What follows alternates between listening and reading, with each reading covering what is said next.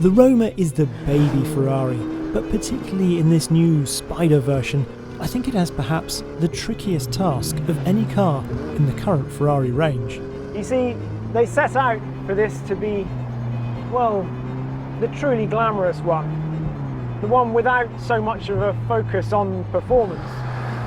And whilst it's easy in some ways to have a clear goal of being the fastest around a lap, how on earth do you conjure up the essence, the feeling of La Dolce Vita?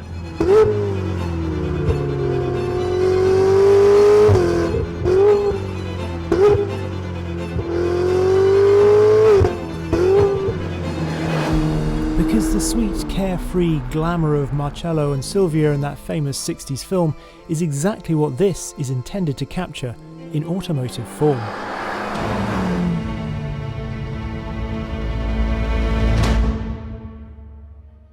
You can help support these videos by joining the Hagerty Drivers Club. It includes a subscription to our award-winning magazine, unlimited access to our valuation tool, 24/7 flatbed roadside assistance, free classified listings, exclusive coupons and offers, and early access and VIP perks to select Hagerty events. More info in the link below. Right. That took about 20 seconds, which is 6.5 seconds longer than it takes for the Roma Spider's elegant new roof to furl or unfurl at speeds of up to 37 miles an hour. It's going to be staying resolutely down today though. What an amazing road. It's just fabulous. So much of this island seems to be frantically busy, but we've got a little slice of it up in the mountains, all to ourselves, up through these shallow turns, just picking out the apexes. And if you go all the way up to the end of the Manettino, then it is surprisingly fun to slide around. Sardinia is obviously a perfect setting for the Roma Spider. With its rugged but beautiful coastline and plenty of ancient ruins, it's just the sort of place a Roman would want to explore with a beach towel on a summer holiday. And for all that you can waft around with the warm Sardinian breeze ruffling your hair, when you do want to go for it, this still has 611 brake horsepower and 560 pounds-foot of torque to play with, which is more than enough. It is a truly rabid engine, this. The response is fantastic, so angry, quite capable of just soothing along when you want, but as soon as you put it into sport or race, activate these big paddles here, it shows a really aggressive side still, this. I'm not sure if there are any fight scenes in the famous La Dolce Vita film, but this feels up for one. The 3.9-litre twin-turbo V8 will propel the Spider to 62 miles an hour in just 3.4 seconds according to Ferrari, and carry on to over 199 miles an hour. The fact that it is a flat-plane crank engine means it perhaps lacks a little musicality, but the clever way in which Ferrari does without the rear silencers means it's definitely an engaging and authoritative soundtrack.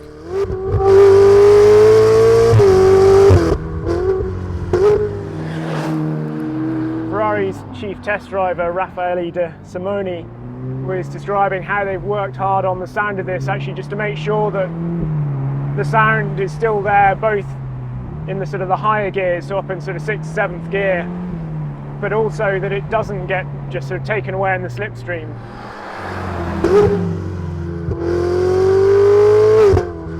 It certainly sounds pretty good. It's not the sort of screaming of a naturally aspirated engine, obviously, but there's more than enough here to keep you interested when you're driving quickly. It's not just a sort of genteel, apologetic soundtrack.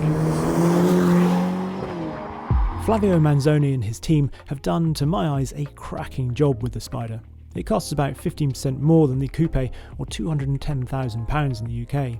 With the roof up, it really does retain the lines of its fixed roof sibling, and being fabric, there is a less aggressive aesthetic than the folding hardtops that have been prevalent ever since the F430 Spider. A Panama hat instead of a helmet, to paraphrase one of the designers.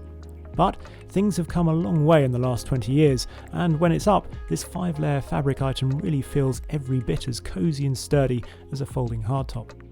The colour of this particular car, by the way, is Celeste Trevi, a new hue that's a reference to the famous fountain scene in Federico Fellini's film. Now, because this is not an overtly performance-orientated Ferrari, you might think that talking about aerodynamics was, well, a little bit pointless. But what I want to talk about is when you press this little button here, that is the rear wind deflector. And I think it's really quite clever. Believe it or not, this little piece here has been the subject of many computational hours and even sessions in a wind tunnel because, well, it's trying to stop the airflow from coming into here, swirling around and then going back straight onto the driver or passenger, incorporating buffeting as we know it.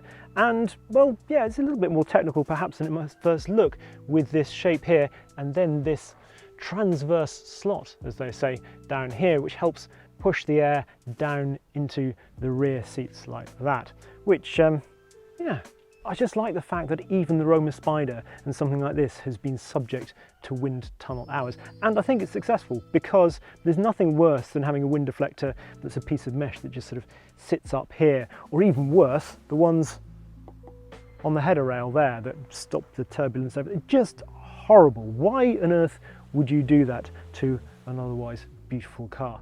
The rest of the interior is, to my eyes, slightly less successful than the exterior, simply because its rather busy, technical aesthetic seems to reflect the sportier character of something like the SF90 or the 296, rather than the more elegant, suave personality the Roma is going for. I suppose I'd like more of the brushed metal gear selector that mimics an old-fashioned open gate, and less of the haptics, which, despite their new indents, still feel rather fiddly and fussy. Now, just to be comprehensive, I did try the rear seats, and I can confirm that they are not intended for a 6'5" human. So how has knocking the roof off this Roma affected it? Well, understandably, torsional stiffness is down, because a lot of the stiffness goes through those roof beams. Ferrari reckons that static, actually you lose about 30% of the torsional stiffness with the Spider, but they claim that from the driver's seat through your hands and feet and backside you won't really notice a difference. Some of that obviously comes down to the fact that they've strengthened the chassis, so particularly at the back with a sort of a new plate there, and then down in the sills as well. That's slightly upset the weight distribution, so it's 50-50 in the coupe, it's now 48-52. This is also 84 kilos heavier.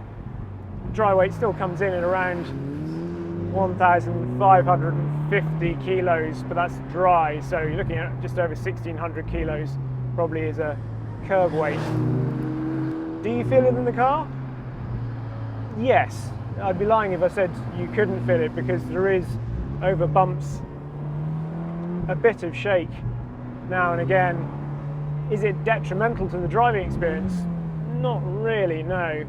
Ferrari has always, I think, struggled just a bit to disguise the fact that it's taken the roof off something in terms of that sort of, I suppose, traditionally it's scuffle shake, isn't it? You can occasionally see the door mirrors wobbling a bit,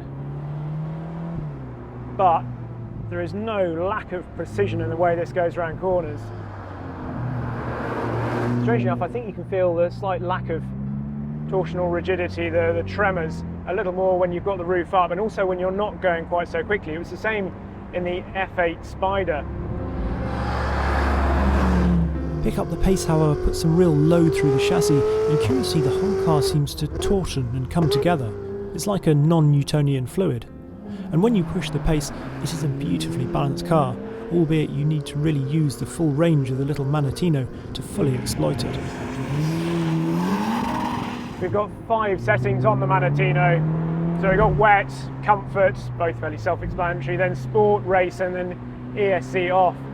And actually, it might be one of those things you think, well, racing's never going to get used because you wouldn't take this to a race track, but on this bit of road, race is perfectly usable and just heightens the agility and sense of urgency nicely. The Roma to me has always been, in some ways it feels initially like a bit of a mismatch because you have this distinctive Ferrari sharp steering, sharper in fact than the Portofino M, but then with a little bit more suspension travel than you're used to, certainly from things like an F8 or a 296 GTB.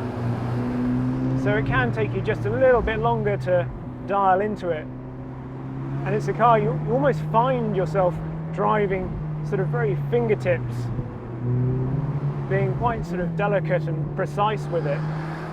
But a road like this really shows off its agility, and it has such a nice balance to it. Just occasionally you feel the weight over the front end, perhaps it just wants to push a little bit, but that gives you the confidence actually to push the nose into corners.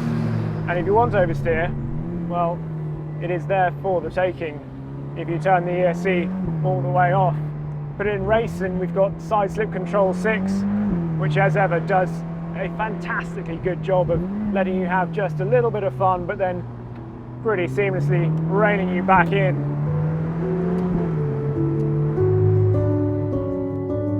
The Roma Spider then still has some proper Ferrari dynamics on a road like this, but does it manage that more difficult, ethereal task of capturing the sophisticated, suave style of a seminal 60s cinematic experience?